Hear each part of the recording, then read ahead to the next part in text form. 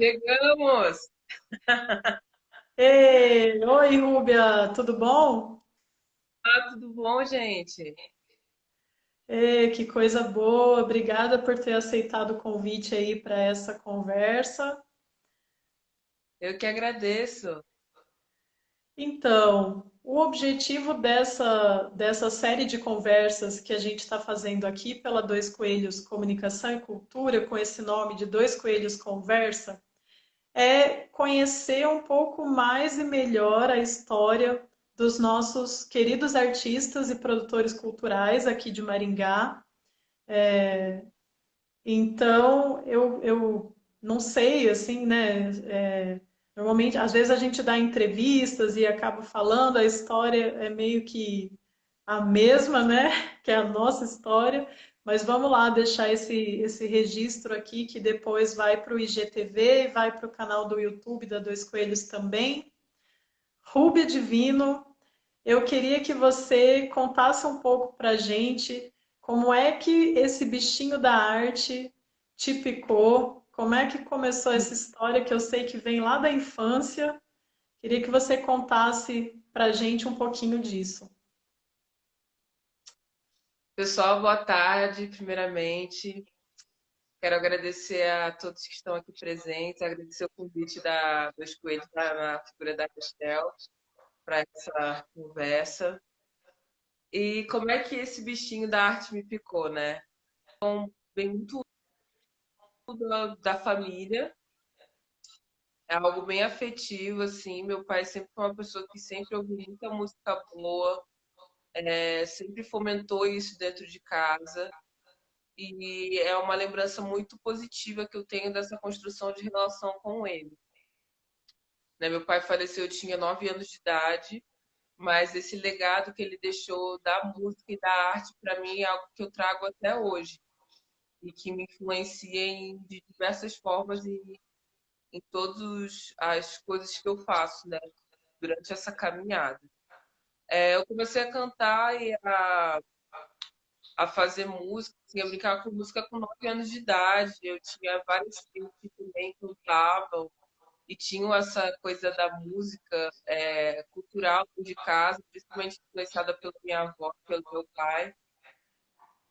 Então, eu lembro que a gente ia ali para o subúrbio do Rio de Janeiro, na casa da minha tia Amélia, e a gente pegava pote, tambor, né, bacia e fazia aquilo tudo muito percussivamente e organicamente, né?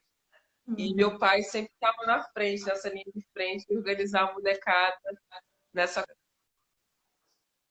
É, Quando meu pai faleceu, eu ainda permaneci no Rio de Janeiro até os meus 18 anos. Fiquei lá mais 9 anos. E quando eu completei 18 anos, a gente se mudou para Paraná. Minha avó, por parte de mãe, morava em Paranavaí, a gente foi para lá. E foi terrível para mim sair daquela redoma do Rio de Janeiro, daquela coisa que a cultura ela transborda, né? O legado cultural da cultura preta e o caminho que a gente tem ali é muito acessível, né, em relação a você consumir cultura. E dentro do Rio, eu já vim do Rio de Janeiro já com uma formação de canto coral, eu já vim do Rio de Janeiro com uma formação de conservatório, toquei vários instrumentos, toquei violino, toquei piano, toquei órgão, né, fiz aulas de canto. E quando eu cheguei em Paranavaí, Paranavaí também é uma cidade muito cultural, né? Apesar de ser uma cidade de interior, é uma cidade também que respeita muito esse momento cultural e também transborda, tanto que tem o Festival FEMUC, que é o Festival de Música e Poesia que existe já há mais de 50 anos na cidade. E minha perdida, assim, sem saber o que estava acontecendo, o que eu ia fazer, estava naquela época de estudar para vestibular e eu era muito focada nessa questão de ter uma formação e de estudar, mas ali também eu tive acesso à cultura e à música através da Orquestra de Sopro de Paranavaí. Foi quando eu comecei a cantar profissionalmente, já cantava, eu comecei cantando na noite escondida. Tem esse detalhe que eu cantava na noite escondida da minha mãe. E, em paralelo, eu tive conhecimento da Orquestra de Sopros de Paranavaí e comecei a fazer umas participações de alguns shows temáticos que eles faziam para a comunidade paranavaense, atrelado a um projeto chamado Clave de Luz, que durou muitos anos também ali na cidade. Eu fiz parte da orquestra durante 2 anos e meio, né, dentro dessas participações em sessões que eu fazia de música, como croner dessa orquestra. E esse foi o meu pontapé inicial para a minha carreira profissional como musicista e como cantora.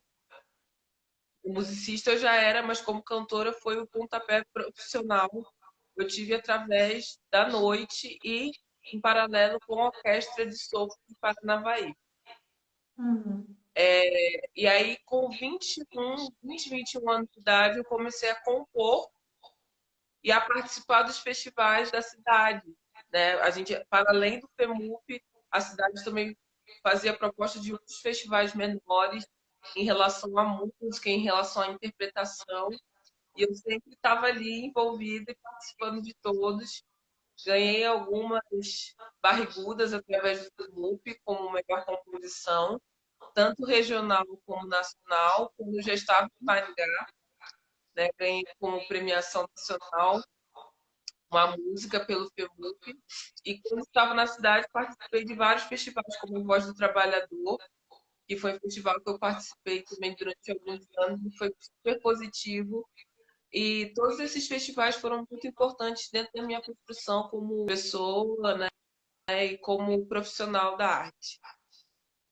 Você chegou em Maringá em que ano que você se mudou para cá?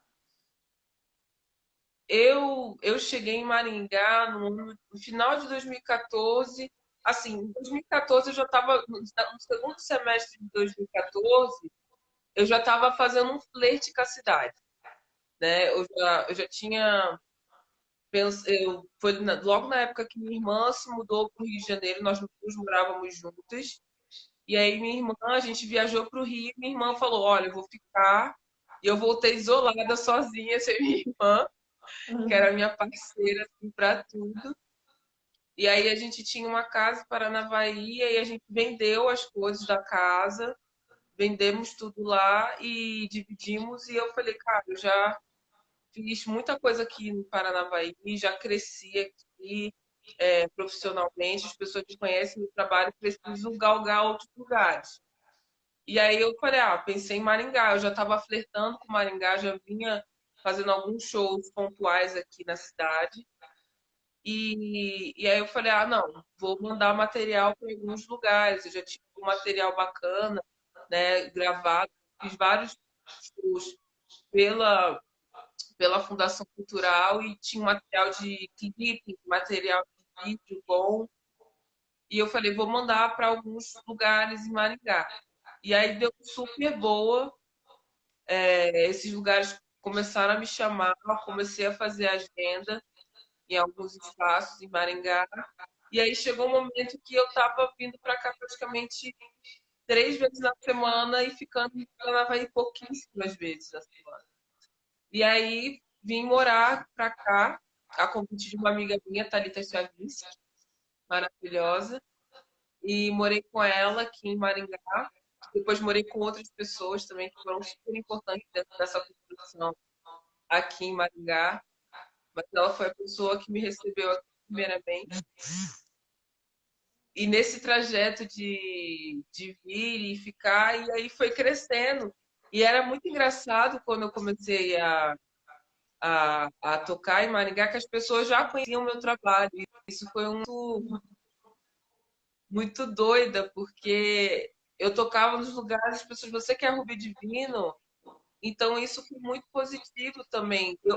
A minha mensagem chegar antes de eu chegar, né? Isso foi um movimento bacana, um movimento muito bacana também, que eu acho que foi muito positivo e foi extremamente importante para a minha permanência e construção com outros músicos em outras linhas aqui dentro de Maringá.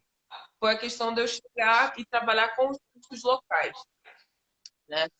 quando eu decidi vir para Maringá e tocar aqui, eu entrei em contato com músicos locais, explicando, né, falando sobre a minha construção musical, sobre a minha proposta. Uhum. E esses músicos já tinham ciência de alguns trabalhos que eu havia, já estava fazendo na cidade e super se dispuseram a me acompanhar.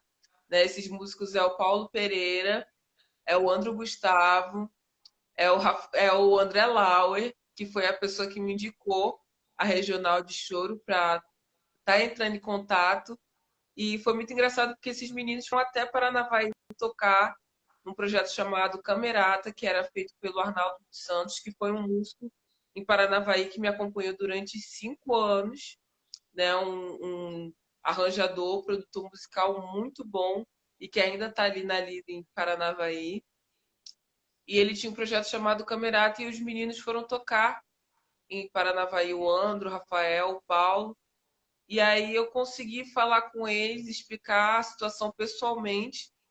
E eles falaram, Rubem, manda um repertório pra gente, que a gente tira e a gente quer tocar com você sim.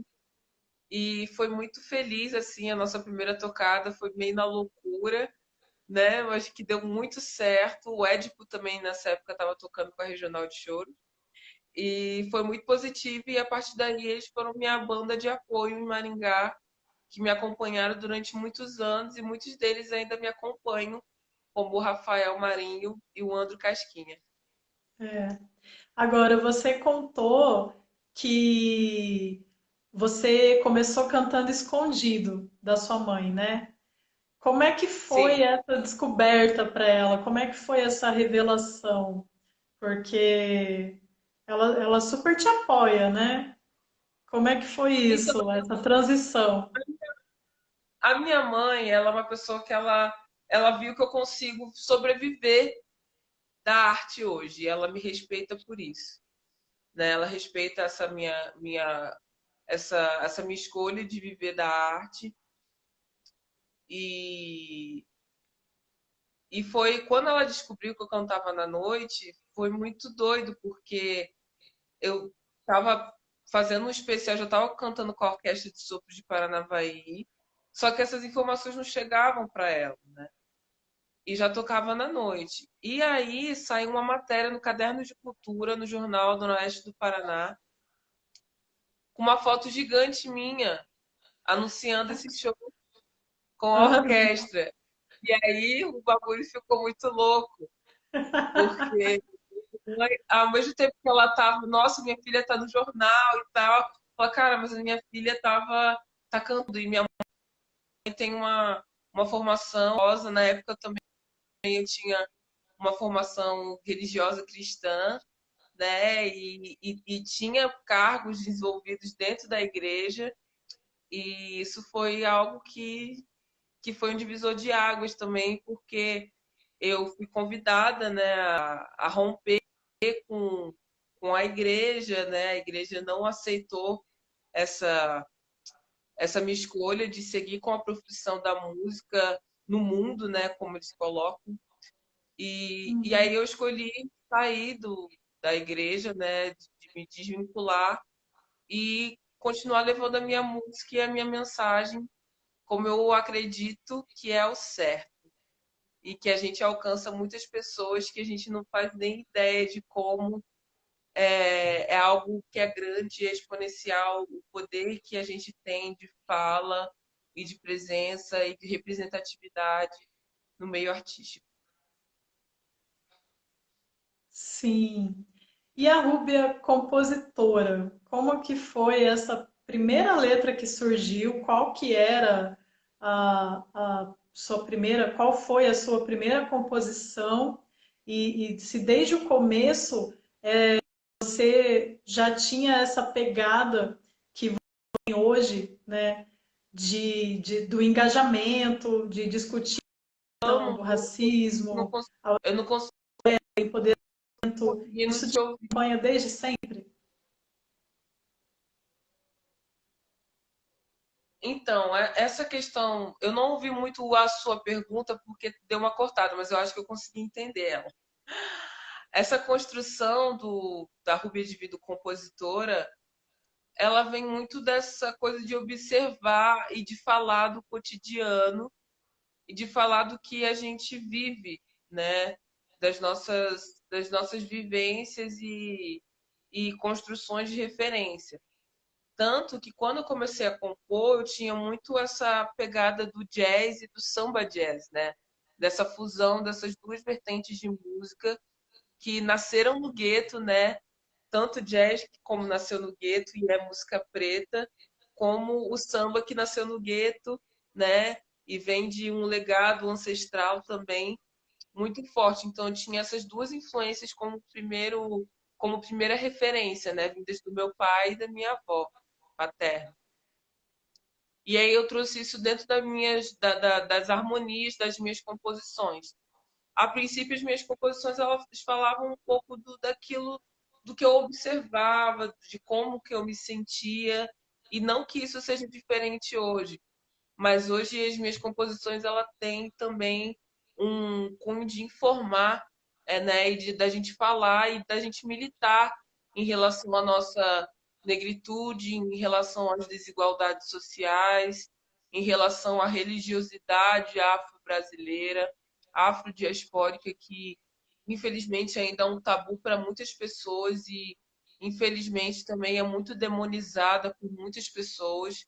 E eu venho trazendo isso também como legado dentro da minha construção da Rúbia compositora, falando sobre essas opressões em relação à, à homofobia, à transfobia, à gordofobia, em relação à violência contra a mulher, em relação à violência contra a mulher, obstetricamente falando também, né? Amenidades, ela fala não só em relação à questão da violência religiosa, como a violência contra a mulher, contra a violência obstétrica, né? E contra a homofobia.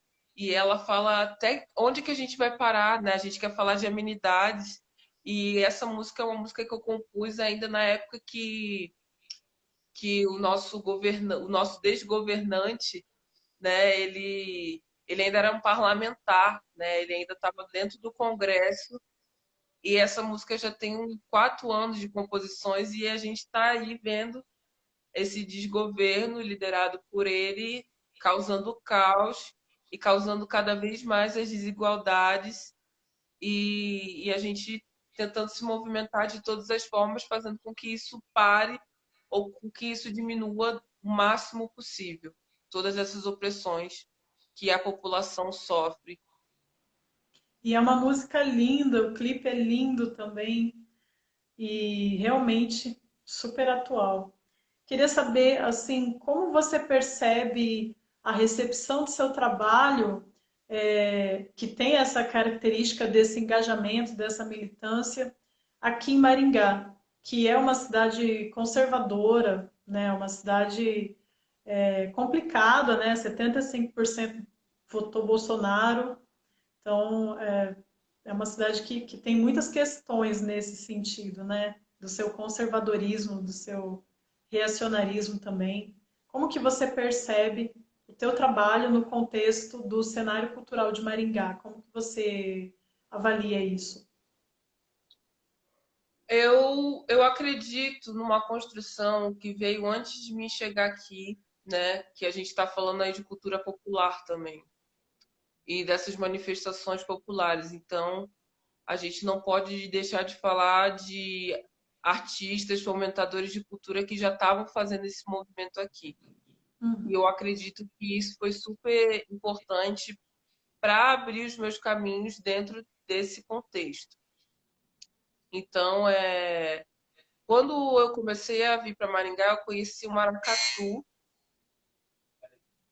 e através do maracatu eu também comecei a me aprofundar é, dentro das questões de religiosidade, né, da nossa matriz afro-brasileira e afro-africana, como o candomblé, a umbanda e todas essas manifestações que a gente tem que são legítimas, né, da negritude e da nossa construção brasileira. E quando eu comecei a ter acesso a essas informações, eu também comecei a construir uma outra identidade da Rúbia Divino. Na verdade, a Rúbia Divino começou a se redescobrir como uma mulher negra, né? A construir, a reconstruir e se reconhecer dentro dessa realidade, dentro disso que ela estava buscando e estava sendo introduzida dentro tanto do maracatu como conhecedora dessas religiões também, passando a conhecer, a se inteirar mais. Uhum. A partir do momento que eu comecei, e aí junto com isso também vem paralelo o movimento negro, né? O coletivo ao qual eu fiz parte, que é o coletivo que eu faço parte, que é o coletivo Yalodebadá de Maringá, que foi também algo muito importante dentro dessa reconstrução de identidade da Rubia Divina.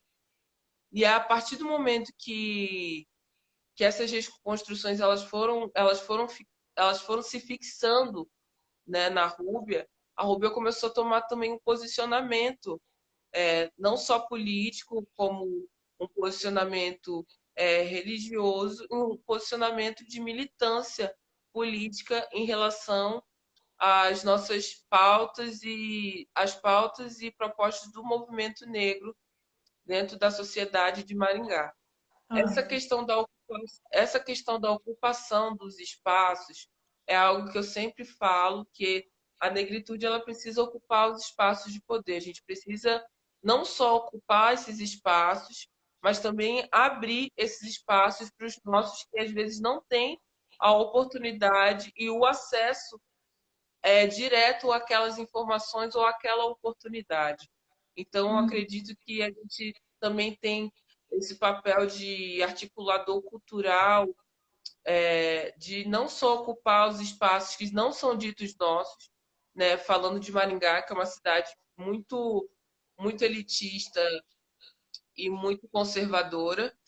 Uhum. Eu tive uma abertura, eu fui muito feliz quando cheguei em Maringá, porque fui acolhida pela dentro da bolha, né? Então estava ali dentro do Sarás da UEM, né? A galera começou a me conhecer dentro da universidade e aí depois disso eu comecei a chegar em outros lugares que era o objetivo também e conseguir conciliar essa coisa da militância, de ocupar os espaços e também de dizer não para alguns espaços que não iam de encontro à minha realidade como mulher negra e à minha realidade dentro do meu posicionamento político, né? Uhum. De falar sobre o machismo, de falar sobre o feminicídio. Então, eu tive esse cuidado. Teve espaços que eu não tive a possibilidade de falar sobre isso, mas eu entendo que também é uma construção, não é uma construção de você se negar ou de você negar quem você é, mas a gente está falando aqui de você conseguir sobreviver da arte. Então, eu tive, no começo, eu tive que fazer algumas concessões, mas eu acho que isso também foi muito importante dentro da minha construção, de hoje eu ter a oportunidade e a possibilidade de não me negar a falar o que eu acredito que é o certo. Hoje eu não me restringo mais no que eu falo, no que eu acredito, porque é o que eu sou, né? O que é a minha essência hoje. Então, eu não vou deixar de militar dentro do palco, eu não vou levar só a arte como entretenimento, e eu quero ser paga, remunerada para falar sobre isso também, porque as pessoas elas têm então, muito essa questão do negro, né, que trabalha com arte, que a gente faz as coisas de graça, né? E não quer ser pago como qualquer outra pessoa não negra que trabalha com arte e que é remunerada por isso. Então, a gente luta também, né, dentro de todas as nossas pautas da negritude, luta também para ser reconhecido não só pelo que a gente é, pela nossa música, pelo que a gente traz, mas também ser reconhecido financeiramente por isso. Então, quando a gente fala de ocupar os espaços de poder que não são ditos nossos, a gente também está falando isso monetariamente e a gente também está falando sobre a gente ter espaço de fala, né? A gente quer que essa fala, quando a gente ocupa o espaço de poder, a gente não está falando só, a gente não quer falar de ego, a gente não quer falar, ah, agora eu estou lá em cima, mas a gente quer ter representatividade dentro desse espaço de poder para a gente falar com os nossos. A gente precisa dialogar com os nossos, porque se as pessoas não brancas, as pessoas não negras, não falam, não têm respaldo e às vezes falam isso de forma errônea, a gente precisa, como negritude, estar ocupando esses espaços e a gente precisa estar dialogando com a nossa comunidade negra, seja em Maringá, seja qualquer outro lugar. A gente precisa conversar com a nossa negritude, porque a gente precisa trazer essas informações. A gente tem muito essa ilusão de que a informação, hoje, todo mundo tem acesso à internet, todo mundo tem acesso à televisão. Isso é uma mentira. Né? A gente sabe que 30% da população não tem acesso à internet, não tem acesso aos meios de comunicação, como é essa falácia que é dita, e a gente precisa chegar, quando a gente alcança esses espaços, que a gente ocupa esses espaços, a gente precisa alcançar a periferia, a gente precisa falar também com os nossos que estão ali em um lugar periférico e a gente precisa se comunicar, já que a gente também traz essa realidade com a gente. E eu falo também dentro das minhas composições, se eu trago essa realidade, eu preciso também dialogar com essa comunidade. Sim.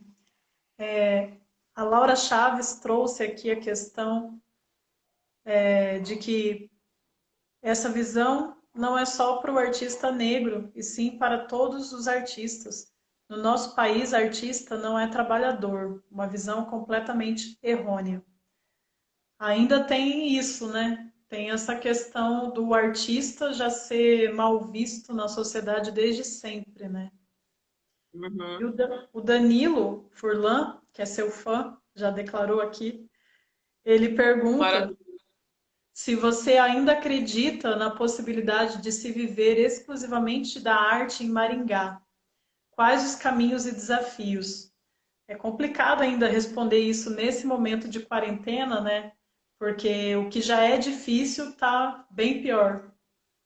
Então, se antes a gente já tinha dificuldade em relação a trabalhar com música, a trabalhar com arte, a estar dentro dos editais, ser contemplada dentro desses editais e viver exclusivamente disso, hoje a gente não tem uma perspectiva positiva em relação a isso. A gente trabalha com arte primeiramente porque a gente ama, porque se a gente fosse pensar em trabalhar com arte pensando financeiramente, monetariamente, a gente não viveria da arte. A gente não faria arte. Então a gente faz isso porque é algo que perpassa e que é algo que é muito maior. Tanto que a gente está aí se movimentando, fazendo as lives, né, tentando pensar em caminhos e se reinventando dentro desse processo, mesmo não recebendo e não sendo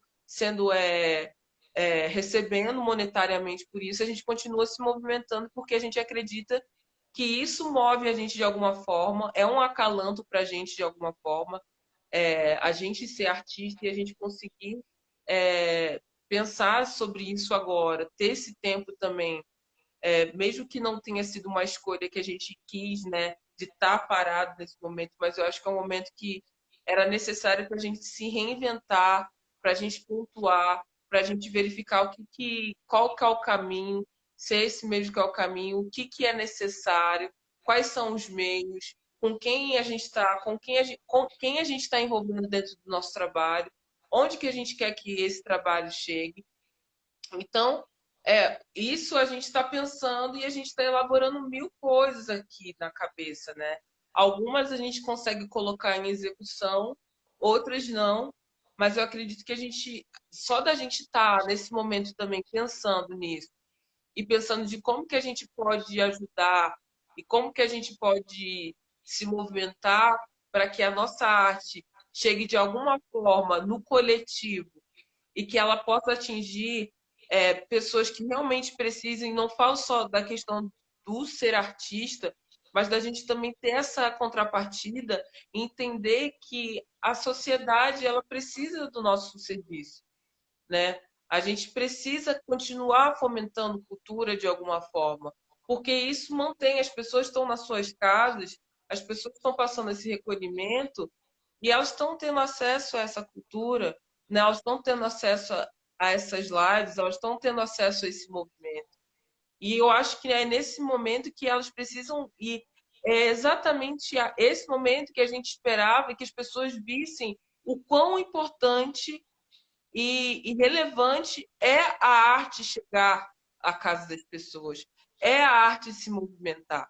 Então a gente precisa, é isso que a gente está fazendo e é isso que mantém a gente vivo, apesar de que também a gente tem o nosso psicológico que fica totalmente afetado. Tem dia que a gente está bem, tem dia que a gente não está bem, a gente está indo já entrando no terceiro mês de quarentena, a gente já tem aí mais de 60 dias que a gente e todos os nossos eventos foram cancelados, todas as nossas agendas foram canceladas, os editais estão funcionando, alguns de forma remota, outros não. E a gente se vê sem remuneração e sem nada nesse momento.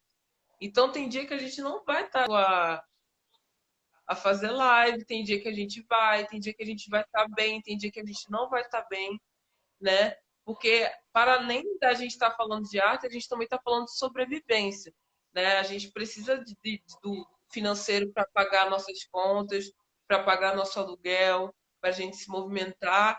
E é nessa hora que a gente vê que o público que acompanha o nosso trabalho e que já vem, é a hora de quem pode se movimentar em relação a isso, está fortalecendo a gente também.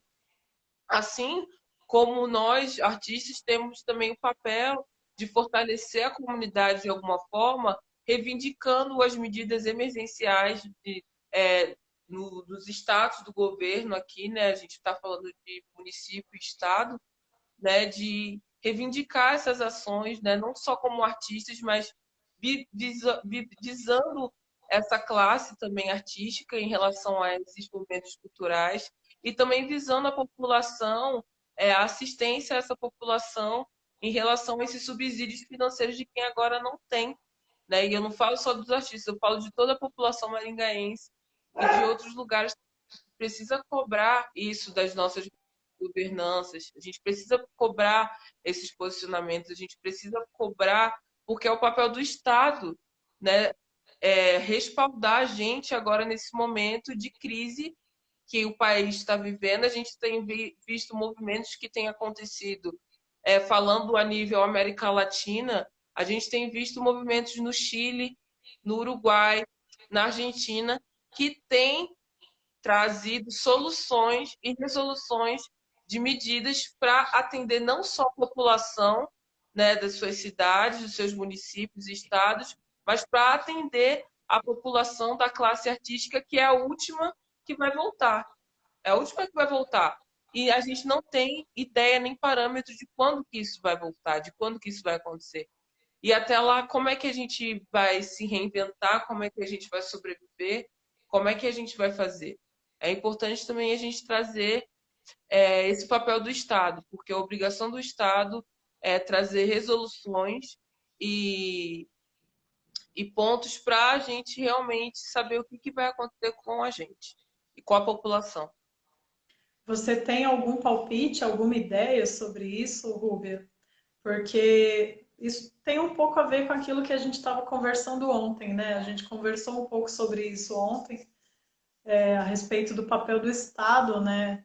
E dos artistas e da população também nessa cobrança e de ter um papel ativo, né, na resolução desses problemas.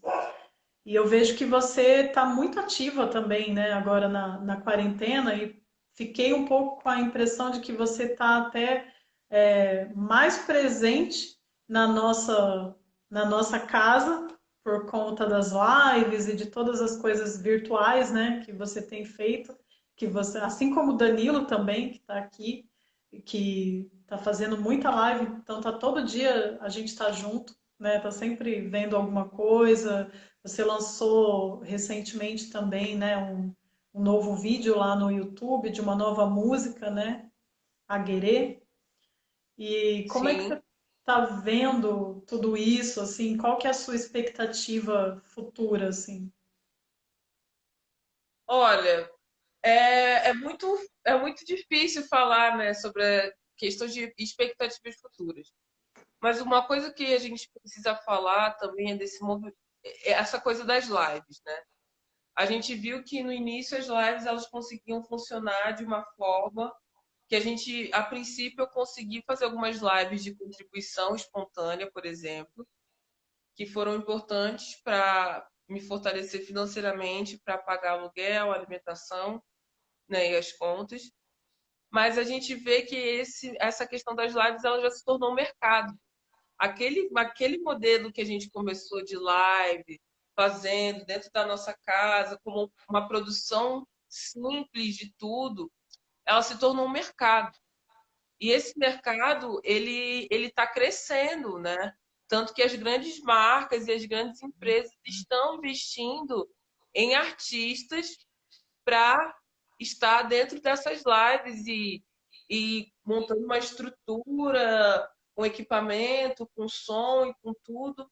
E aí a gente se pergunta como é que eu, artista independente, né, que não tem não tem um alcance tão grande, mas também nem tão pequeno, né, porque as redes elas conseguem espalhar a gente de alguma forma. Como é que eu, dentro da minha casa, vou conseguir fazer algo que realmente meu trabalho ele seja percebido para as pessoas que estão assistindo com qualidade, né? Como é que eu vou competir com essas lives? E para além disso, né? A gente está falando de arte, a gente está falando de entretenimento.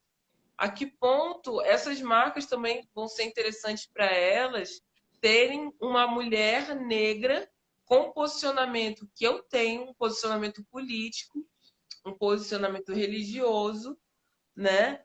E de vida, como é que essas grandes marcas vão querer se atrelar a mim? Quem são essas marcas? Então a gente precisa também falar sobre isso, porque a gente está tentando se movimentar dentro das nossas possibilidades. Hoje, essa semana, sexta-feira, eu vou ter a oportunidade de fazer uma live de forma remota através do edital do Convite à Música, em que eu fui contemplada com duas apresentações e eu vou ter qualidade para fazer essa live. Eu vou ter uma estrutura de som, eu vou ter músicos me acompanhando com todos os cuidados que a gente precisa ter, né? Isso é importante falar. Todo mundo ali vai estar se cuidando e tem medidas de restrição em relação a isso. E a gente vai estar ali com toda uma estrutura de som, de luz, de iluminação, né, de som e de profissionais da música de Maringá que vão estar ali. Mas eu estou tendo essa oportunidade e os outros artistas que não passaram em algum edital e que são artistas que trabalham com a cultura e que estão se vendo dentro desse mercado sem conseguir fazer com que a sua mensagem realmente chegue de forma relevante, né? A gente a gente está começando a apresentar o nosso trabalho para o mundo e a gente quer que esse trabalho chegue com qualidade. A partir do momento que eu faço uma live caseira aqui cantando uma música é muito bacana porque muitas pessoas que acompanham meu trabalho presentes. Mas é muito frustrante você pegar e fazer uma live para 10, 15 pessoas, né? No sentido de você trazer o teu trabalho, né? Já fiz live para 3, 4 pessoas e ao mesmo tempo que você está feliz por você ter a oportunidade de levar a tua mensagem, ao mesmo tempo você fica frustrado de saber que você não tem as pessoas que você gostaria que estivessem ali ouvindo e disseminando esse trabalho teu que você fez com muito carinho, que você se empenhou, que você investiu para que acontecesse. Então, acho muito importante a gente trazer isso, porque a gente tenta se reinventar, a gente pesquisa plataformas, a gente pesquisa o mercado, e aí a gente fica pensando, né? A gente fica refletindo de como que a gente vai conseguir se movimentar com as ferramentas que a gente tem hoje para fazer isso. E é difícil, né? Na verdade, Difícil, é bem porque a internet não é boa praticamente em lugar nenhum, né? Do país, nessa cidade, assim. Tem dias que a conexão dá certo, tem dia que não. Nunca dá para saber quando vai ter algum problema técnico. Então, não temos muito como oferecer com certeza um trabalho que vai dar tudo certo tecnicamente falando, né? Não, sim, tanto que a gente até teve uma falha, né, no começo dessa live, né, de conexão, de tudo. Então, assim, até que ponto essa mensagem ela chega? Quem são essas pessoas que estão ali levando essa mensagem, né? Esses festivais, eles estão contemplando quais artistas? E eu não falo só de editais, eu falo de festivais, esses festivais que estão patrocinando vários artistas, né? Eu tive a oportunidade de participar de várias lives é, de, de alguns movimentos, tanto de Londrina quanto Missala Sussala, que é um movimento nacional, internacional, e trouxe músicos de vários lugares. E a princípio eu estava fazendo eu mais um músico, só que chegou um momento também do isolamento que não dava mais para você estar trazendo as pessoas, né? E aí eu me vi fazendo também vários lives a capela, que foram também muito bacanas, né? Foi muito rico estar ali com as pessoas, mas a gente vê, a gente sente, né? A que a Alessandra falou assim, a gente quer sair com o megafone, com o Maringá fora, falar que a gente também está cansada de resistir, né? E é difícil, é complicado, porque a gente também tem os nossos limites, né? A gente tem a nossa saúde mental e a gente precisa se respeitar nos nossos limites também. Para, apesar de que a gente sempre extrapola esses limites, né? A resistência ela está aí para dizer isso, que a gente sempre extrapola esses limites, mas eu acredito que a gente precisa estar se movimentando, a gente não pode parar de se movimentar e a gente precisa estar ocupando também, assim como eu estava falando que a gente precisa ocupar os espaços de poder, a gente precisa ocupar esses espaços aqui dentro da internet, né? As pessoas precisam ver que a gente está falando sobre isso e que a gente está fazendo esses movimentos. É necessário que isso aconteça, né? Mas é muito frustrante você saber que, por exemplo, vão ter pessoas que não vão conseguir gerar esse material, que vão ter pessoas que não vão ter acesso a essas informações, que essa informação não vai chegar. E como é que essas pessoas estão? Como é que está a saúde dessas pessoas? A gente se preocupa com tudo, né? A gente não se preocupa só com a gente em relação à arte, mas a gente se preocupa como é que essa população está sendo atendida, o que está chegando para essas pessoas.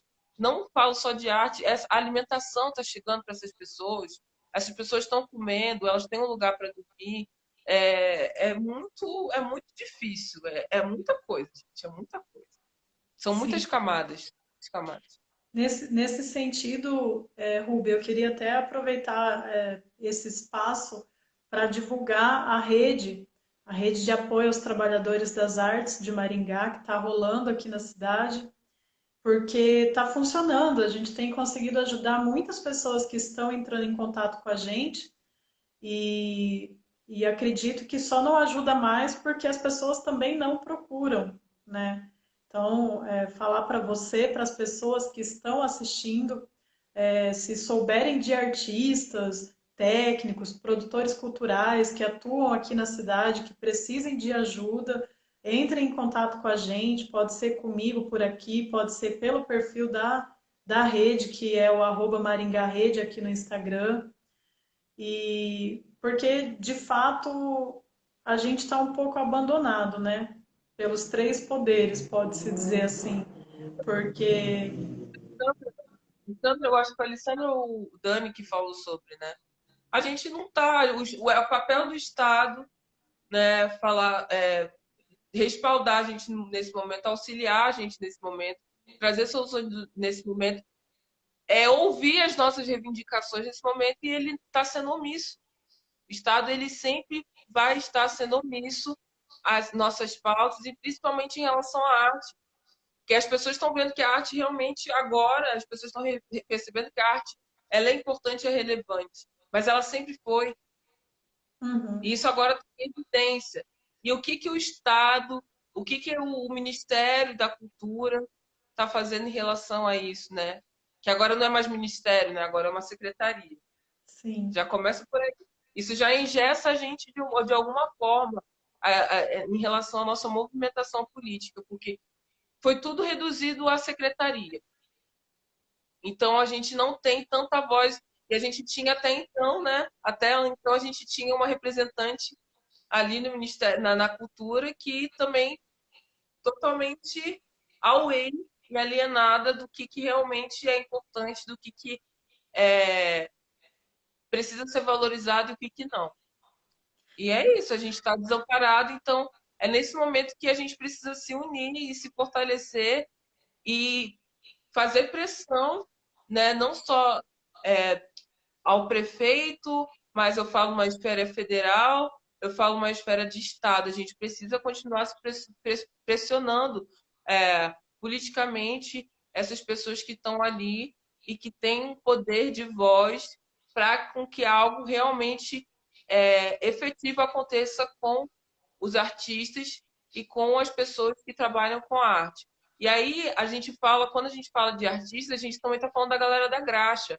A gente também está falando da galera que trabalha como artista de rua, tá? A Uhum. gente não está falando só sobre os artistas que possuem seu CNPJ ou que trabalham com CNPJ. A gente está falando também desses artistas que estão por trás da coisa toda. A gente precisa também falar deles e trazer propostas que também contemplem essa galera que trabalha nos bastidores, para que a gente esteja ali na linha de frente também. Eles também são linha de frente junto com a gente. Sim, a coisa toda só acontece porque eles existem, né? Também. A arte é um trabalho de equipe. Queria saber se diante desse cenário, diante de tudo isso, é possível fazer planos? É possível ter esperança no futuro, assim, de continuar e tudo mais? Olha, é que a gente falando de.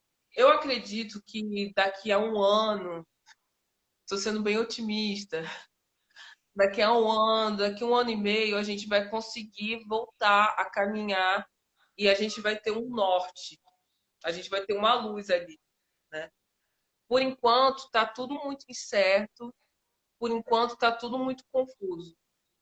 Independente dessa perspectiva de um ano, 2 anos, a gente vai continuar se movimentando.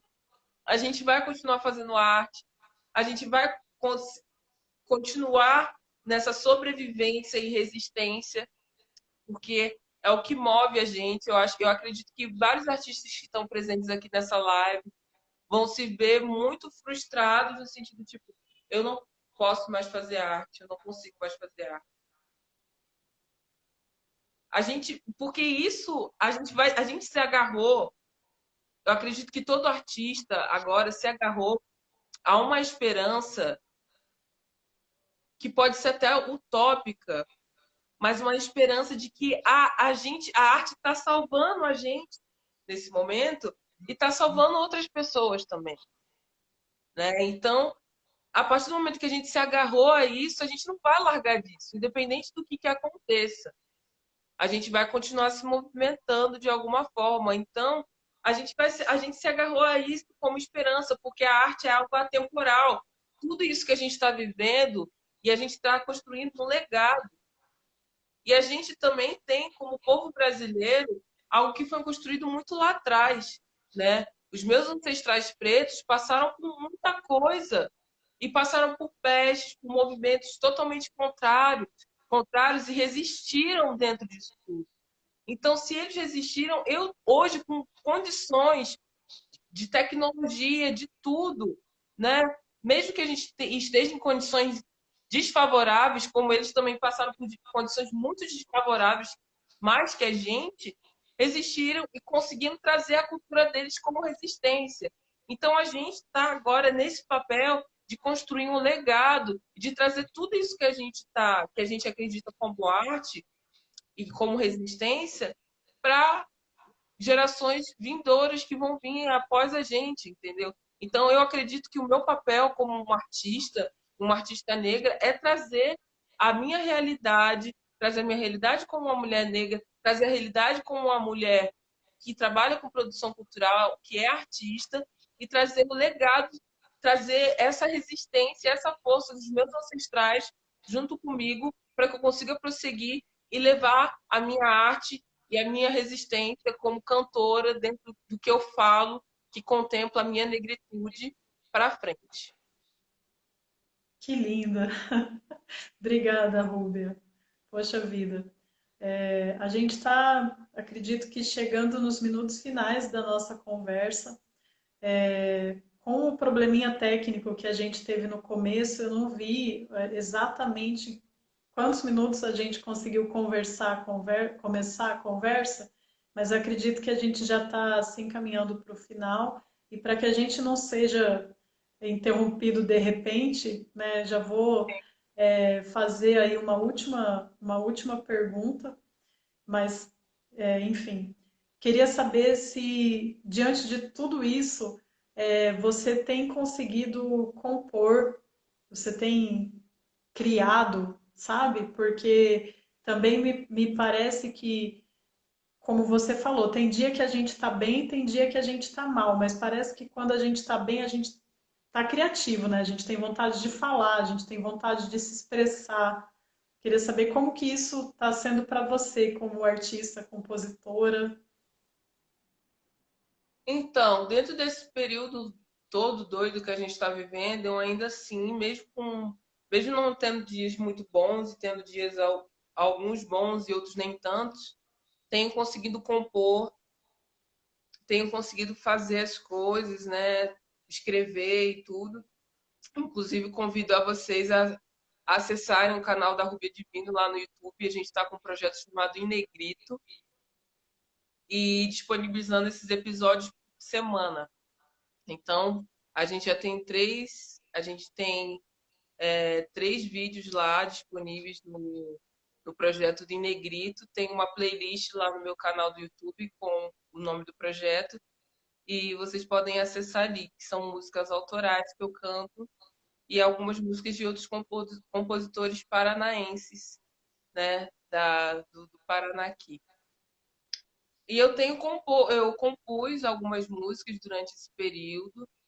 E a gente não para, né? Porque a gente vê tanta coisa acontecendo e a gente tem que ter até esse cuidado, né? De fazer essa dieta informacional, porque a gente é bombardeado por tanta informação que a gente adoece, né? A gente fica mal, a gente não consegue dar conta dos dias. Então, eu tenho também tido esse cuidado de estar informada sobre as coisas, mas não estar ali o tempo todo para não padecer também, né? Nesse sentido. Mas eu tenho conseguido compor coisas e falado um pouco dessa vivência toda, dessa realidade e de realidades passadas também, né? De coisas que a gente já viveu. E sexta-feira tem show. Sexta-feira, a gente também, todos convidados para assistir online através do YouTube da Prefeitura Convite à Música com o espetáculo Negra. Esse espetáculo era para ser executado por mulheres negras, né? Quem iria me acompanhar seria a Érica Silva, maravilhosa, e a Alana Aguiar, né? Duas curitibanas ali que moram na cidade de Curitiba. Devido a esse translado, esse cuidado que a gente precisa ter e responsabilidade sobre a vida das pessoas também, a gente chegou a um consenso de que não seria possível elas fazerem esse translado e com cuidado, com risco de contaminação, até porque as duas moram com pessoas de grupo de risco, então a gente optou por não trazê-las, mas elas estarão presentes de alguma forma, com certeza, dentro desse projeto, não só elas, como outras cantoras, intérpretes e compositoras que eu vou estar cantando ali no dia 22, a partir das 19 horas. E eu conto com a presença de todos vocês. Quem vai estar me acompanhando vai ser o Andro Gustavo, o Rafael Marinho e o Isaías Oliveira. E toda uma produção maravilhosa aí que está junto com a gente para fazer com que isso aconteça. O Maraca Trio, né? Que por sinal tá com uma rifa aí também, apoiada pela Exatamente. rede. Um voucher né? Que eles podem fazer o show na casa de vocês. Cada número custa R$ 20. Então, quem puder também fortalecer os meninos é importante. A gente está fortalecendo os artistas da cidade no que é possível. Rúbia, para finalizar, queria saber se você gostaria de deixar um recado, uma mensagem para os artistas, para os produtores culturais aqui da cidade de Maringá e para quem mais estiver assistindo aí a live, porque por conta de tudo isso que a gente conversou, desse momento difícil, a gente sabe que muitas pessoas estão bem para baixo, enfim. Então, eu queria ver se você pode compartilhar mais um pouquinho dessa força imensa que você tem, né, que a gente já percebeu nessa conversa. O que você poderia dizer para essas pessoas? Olha, o que eu posso dizer é que a gente precisa. Infelizmente é repetitivo o que eu vou falar aqui, mas é resistência. A arte, ela sempre, a arte, ela já passou por muitas fases, por muitos momentos. Esse é um momento muito crítico que todo mundo está passando, todos os artistas, produtores culturais, fomentadores de cultura, articuladores, né, culturais e sociais estão passando. Mas eu acredito que é nesse momento é a nossa força para a gente fazer essa força resistir